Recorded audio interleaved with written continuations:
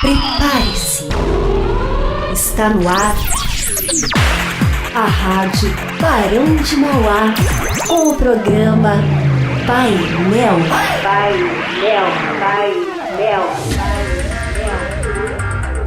Olá, eu sou a Josi Silva. Está começando mais um programa Painel aqui na Rádio Barão de Mauá. E eu sou Amanda Lourenço e hoje o programa fala sobre acessibilidade urbana. Para falar sobre o assunto, os alunos do segundo ano de jornalismo da Barão de Mauá convidaram a arquiteta e urbanista Ângela Doracenzi. Ângela, obrigada pela presença, tudo bem? Tudo bem. Vamos começar falando sobre os cadeirantes. Ângela, a falta de adaptação nas calçadas e ruas é o principal problema citado pelos deficientes físicos. O que pode ser feito para resolver esse problema? Hoje as cidades não é só isso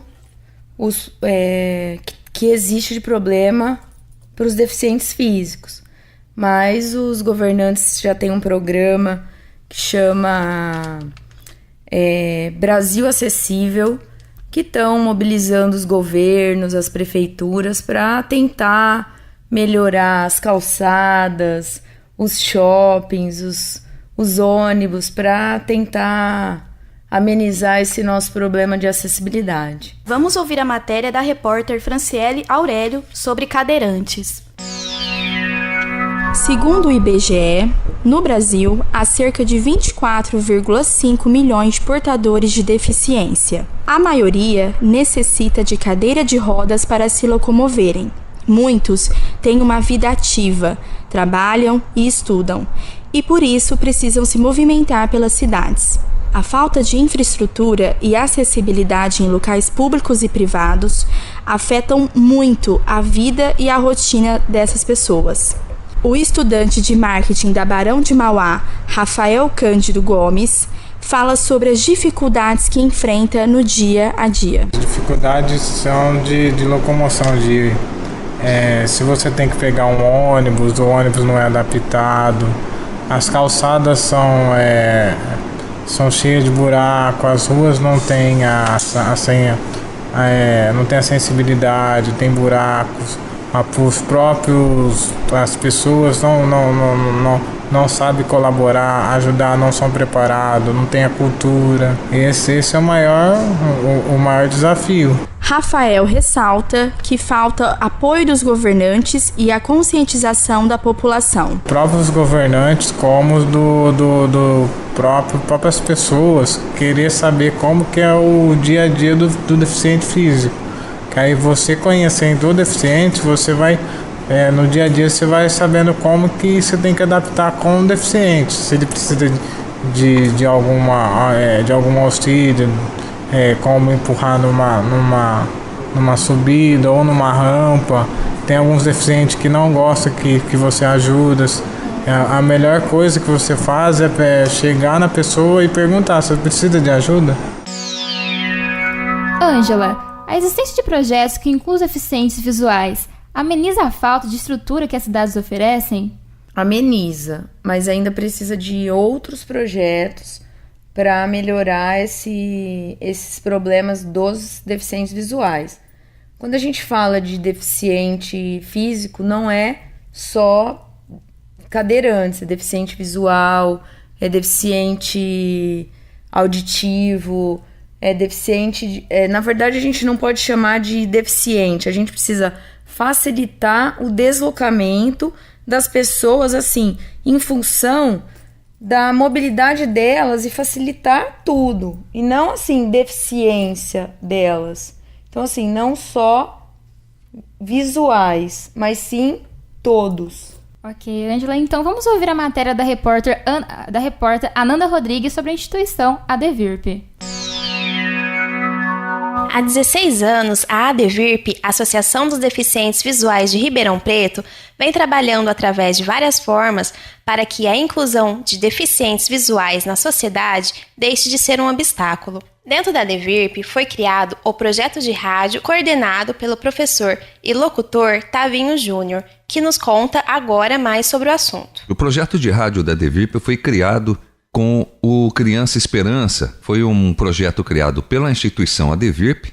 Então, o Criança Esperança ficou responsável por uma parte desse projeto, pelo financiamento, a Fundação Banco do Brasil até com a maior parte, né? E funciona da seguinte forma: é um laboratório de rádio, onde os alunos aqui, os usuários, né? Gostamos de chamá-los de usuários da instituição, onde eles praticam rádio, para que eles possam se comunicar melhor e também para que possam se socializar melhor, porque acreditamos na comunicação como uma ferramenta de socialização aqui na nossa instituição.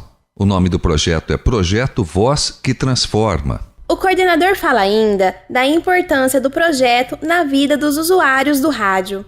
É a oportunidade de você poder praticar uma função de que pode até te dar uma profissão no futuro. Ele dá muitas outras oportunidades e esperança para a pessoa durante a vida, né? Primeiro, fazendo com que ela possa se comportar bem diante da sociedade, reivindicar os seus direitos de forma elaborada e possa fazer do rádio um porta-voz para os deficientes visuais e também para suas próprias ideias e iniciativas. Ângela, agora vamos ouvir o repórter Gabriel de Faria com o quadro Fala Povo. A acessibilidade para deficientes físicos na cidade de Ribeirão Preto gera críticas por parte da população. Não são todas as calçadas que têm guia rebaixada, mas os lugares com essa adaptação muitas vezes não são respeitados por motoristas, dificultando a locomoção de cadeirantes. O estudante Bruno Braga fala sobre isso. Eu acho um desrespeito, um absurdo que esses motoristas não tenham um momento de reflexão sobre as dificuldades de um deficiente físico, que causa até um constrangimento ao pedir para um pedestre ajudá-lo a subir a calçada, por ter alguém ocupando a vaga onde tem a guia rebaixada. Mas não são apenas as guias rebaixadas que são desrespeitadas pelos motoristas. Vagas reservadas para os deficientes físicos são ignoradas em alguns casos, o que gera indignação da professora Josiane Oliveira. Acredito que é um desrespeito, porque a maioria das pessoas passam pela autoescola, aprendem a fazer o certo e mesmo assim, depois que saem da autoescola, fazem tudo errado. Ângela, falta conscientização por parte das pessoas com os deficientes? Eu acho que além da conscientização, eu acho que o Brasil criou leis e projetos para acessibilidade. A gente precisa criar leis, multas, como multas de trânsito, para conscientizar a população de que ali não pode mesmo. Então, assim, se a gente criar leis como multas de trânsito, como multas para acessibilidade de deficientes e cadeirantes, as pessoas vão ser conscientizadas automaticamente, né? Como se a gente não pode estacionar onde é proibido estacionar, a gente não pode estacionar onde é para acessibilidade, onde é para um cadeirante. Aí a gente vai ter que ter a cultura que a gente não tem automaticamente. Essa é uma opinião, na verdade, particular, né? Mas eu acredito que a nossa cultura vai ter que ser assim. Se a gente já não é acostumado com ela, a gente vai ter que acostumar com ela. Vai ter que aprender com ela. Isso. Exatamente, Ângela. A gente vê que esse problema é muito grave aqui no Brasil, essa questão de falta de consciência e tudo mais, mas eu sei que você já viajou para vários países. O Brasil está atrasado quando falamos de acessibilidade urbana? Eu não posso falar que o Brasil está atrasado. O Brasil já evoluiu muito, mas a gente tem muito que evoluir. Assim, projetos existem, eles só não acontecem como deveriam acontecer. Isso, assim... todas as cidades que foram implantados planos diretores são implantados em cidades leis, todas as cidades existem as leis. Eu, como arquiteta, não posso aprovar um projeto em nenhum município que não seja, eu não posso executar um projeto de nenhuma residência, de nenhum comércio, de nenhuma indústria que não tenha acessibilidade, independente da deficiência. Eu não posso executar. A fiscalização poderia ser um pouco melhor, porque assim, a gente aprova o projeto, mas a fiscalização no final deveria ser um pouco mais rígida. Estamos evoluindo a cada ano, todo mundo assim. Antes a gente dava aquele jeitinho que chamam de jeitinho brasileiro. Hoje a gente está sendo muito mais cobrado. Estamos evoluindo, estamos sendo cobrados. A cada ano que passa, eu fico, assim, mais feliz. Mas, em comparação, vou dar o exemplo de Santiago. Santiago foi o metrô mais elogiado, não vou dizer do mundo, não conheço todos os países do mundo, mas Santiago é um metrô de acessibilidade, tanto visual, quanto para cadeirante, tanto para auditivo, muito bem conceituado. Curitiba tem um metrô muito bem conceituado, e é no Brasil. Então, assim, São Paulo não tem o melhor metrô, mas Curitiba tem. Santiago é melhor que o do Brasil. Então, assim, a gente está caminhando, engatinhando ainda. Não podemos comparar com a Europa. Se você fizer uma visita no Vaticano, você vai ser muito bem recebido, um cadeirante, um deficiente auditivo, um deficiente visual, ele vai ter um guia só para ele. No Brasil a gente não chegou ainda nesse patamar, mas nós estamos caminhando para esses projetos que eu falo que estão sendo executados ainda assim, num patamar mais lento. Espero que a gente chegue lá. Toda a população espera, Ângela. Isso. E o repórter Gabriel também ouviu 2 pessoas que moram no exterior. Nathan Greenfogel é brasileiro, mas mora em Israel há 5 anos. Ele conta como o país se adequa às necessidades de sua população. Na questão de deficientes, graças a Deus, Israel é um país que está muito, muito avançado. Você aqui vê todos os ônibus na porta traseira, no chão, tem como um compartimento que você pode puxar uma rampa. Então, todos os ônibus de Israel, sem exceção, os deficientes que andam de cadeira de rodas, eles têm como entrar no ônibus. Fora isso, todas as instituições, todos os lugares públicos, praça, shopping, ministérios, todos, consultórios, hospitais, obviamente, todos eles têm rampas. Fora isso, todas as estações de ônibus têm a plaquinha, né, dos números de ônibus, tem em braille também. Você anda na rua, você vê vários programas de voluntários o tempo todo, voluntários que estão ajudando pessoas que têm deficiência mental, ou deficiência física, que trabalham em nome da inclusão social. Você anda de ônibus, por exemplo, você vê uma pessoa com um cachorro, uma roupinha escrito voluntário para ensinar cachorros, guias para cegos. Então, graças a Deus, Israel realmente está muito avançado e está preparado para receber todos os tipos de pessoas. Já Nicolas Ohana vive na Irlanda e nos conta sobre meios de acessibilidade do país. Bom, a Irlanda está preparada para atender todo tipo de deficiente, tanto físico, tanto mental, tanto visual, quanto auditivo. Dá para ver isso, por exemplo, em lugares públicos, onde tem rampa de acesso em qualquer lugar, para ter acesso a qualquer parte do prédio público, nas estações de metrô, nas estações de trem.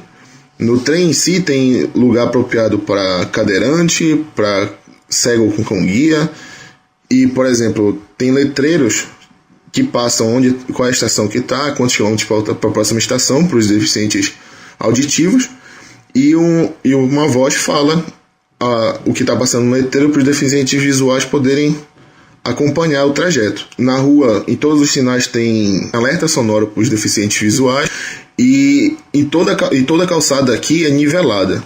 Não tem um desnível muito grande como a gente vê no Brasil. Ângela, e sobre o transporte público, ele está adaptado para facilitar a rotina dos usuários deficientes? Em comparação ao que a gente falou que a gente está tentando evoluir no Brasil, os projetos dos municípios e esse projeto de acessibilidade era para já estar todos os ônibus e todos os transportes adaptados. A gente não tem fiscalização suficiente, acredito, nos municípios nem o governo, para exigir que todos os ônibus estejam adaptados, como os entrevistados falaram. Mas eu acredito que eu não sei a porcentagem de Ribeirão Preto, mas eu acredito assim que para você pedir um alvará de licença para o funcionamento a exigência de sim, que tem que ter o elevador. Se você andar de ônibus em Ribeirão, você vai ver que 50% dos ônibus não possui o elevador. Como é essa fiscalização? Eu não sei. Mas então eu posso te responder que não tá 100% adaptado, mas que por lei e por projeto de acessibilidade teria que estar. Agora vamos ouvir a matéria da repórter Evelyn Teixeira sobre a síndrome de NIST. A síndrome do NIST é uma doença rara que causa deformação nos ossos, alterando o tamanho e o desenvolvimento da pessoa. Os portadores do síndrome medem, em média, 90 centímetros de altura. A maioria das cidades do interior de São Paulo não estão adequadas para a boa locomoção de deficientes físicos, seja no transporte ou em locais públicos, que não possuem rampas ou elevadores. A estudante Camila Frisoni, que tem o síndrome do NIST, sofre com a falta de acessibilidade. Camila, aponta o que deve ser melhorado para que você tenha uma melhor locomoção? Bom, não só Ribeirão Preto, mas como a maioria das cidades do interior, eu acho que tem esse problema com os deficientes físicos. Eu, por exemplo, tive problemas com ônibus. Para me locomover da minha casa até aqui é um problema, porque o ônibus não é adaptado. Então, na hora de descer, eu não consigo descer sozinha, aí eu tenho que pedir ajuda. Então, eu acho que para melhorar, os ônibus deveriam sim ser adaptados, porque tem uma grande parte de pessoas que tem essa necessidade. Aqui na faculdade, por exemplo, os elevadores têm alguns dias que eles não funcionam, e aí eu tenho que usar a rampa e eu não posso. Pelo menos comigo, eu sempre tenho alguns amigos perto, mas quando é uma pessoa sozinha, eu acho que isso é um problema. Então, para melhorar, eu acho que deveria sim, todo o transporte público deveria ter uma adaptação e elevadores em locais públicos e faculdades para ajudar os alunos com deficiência. Para finalizar, as leis realmente ajudam, mas a acessibilidade urbana também envolve uma questão cultural, é uma questão das pessoas saberem o quanto cobrar, e não é a falta dessa cobrança que talvez faça com que essas leis não sejam executadas rapidamente? Eu acredito que as duas coisas teriam que acontecer. A gente possui leis, mas que não são 100% aplicadas. Então é uma mistura de que essas leis e desses projetos, por exemplo, Brasil Acessível, é um projeto da Secretaria Nacional de Transporte para essa mobilidade sustentável, dessa mobilidade urbana sustentável. Ela é aplicada 100%? A gente tem verba no Brasil para aplicar isso no Brasil? Se a gente aplicar isso 100% no Brasil, a gente tem que criar leis para a gente aplicar a cultura no Brasil. Então, não adianta a gente colocar em todas as calçadas, em todas as esquinas, o acesso do o acesso do cadeirante, o acesso do visual, nos shoppings, nos hospitais, as placas. Então tá, foi investido, foi aplicado a lei, e aí o motorista não vai adequar. Então tem que ter leis também para a cultura. Então, assim, eu acho que tem que agregar as duas coisas. As leis, a cultura, mas também executar as leis. Não adianta, por exemplo, eu como arquiteto, eu tenho que executar um projeto. O meu cliente não executar o projeto conforme eu projetei. Então, assim, é muito complexo isso. A coisa não é de hoje. A nossa cultura é antiga, ela já vem lá de trás. Então, quando fala Europa é mais evoluída, é porque a coisa já vem lá de trás, entendeu? Não é uma coisa nova, é um problema antigo que a gente tem. Então, é lei, é verba, é cultura. Exato, fica essa questão, então, de que não apenas as leis possam ser implantadas, mas que também a população possa ter novas maneiras de lidar com essa situação, né? Porque às vezes a guia tá ali rebaixada, mas as pessoas parando ali, né, no lugar que é adequado apenas para deficiente, ela vai e reclama, né, sobre esse problema, mas ela mesma ela para na vaga e atrapalha ainda mais a vida dos deficientes. Ângela, muito obrigada pela sua participação aqui no nosso programa. Todos os alunos do quarto semestre de jornalismo agradecem a sua participação aqui no programa, viu? Muito obrigada. Eu agradeço também a participação. E para você que nos ouviu, um abraço e até a próxima. Você ouviu pela rádio Barão de Mauá mais um programa Painel.